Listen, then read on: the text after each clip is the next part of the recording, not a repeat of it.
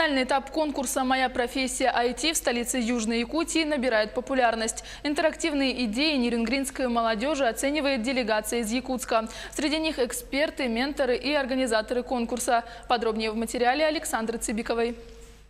30 участников из образовательных учреждений района. В команде по 3 человека, где у каждого свой профиль. Дизайнер, менеджер и программист создают рабочий проект, который уже завтра будут защищать перед делегацией. На выбор 2 темы – цифровое образование и умный город. Наиболее талантливая команда получит возможность принять участие в соревновании по программированию «Хакатон», который пройдет в городе Якутске. Стоит отметить, что IT-хакатон – республиканский продукт и аналогов не имеет. Цель, конечно, заинтересовать подрастающее поколение школьников, студентов, заняться своими идеями, воплощать свои идеи в IT-сфере.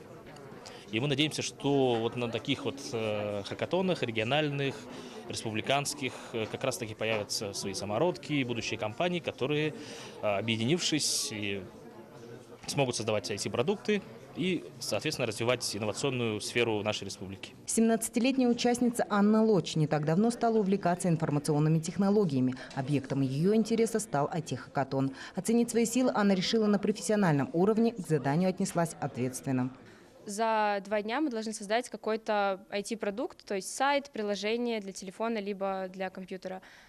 Я думаю, что такие конкурсы нужны, потому что чаще всего школьники не могут определиться со своим будущим.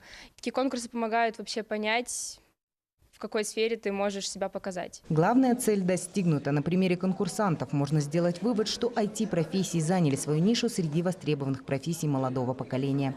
Александра Цибикова, Захар Головин, Нерюнгри.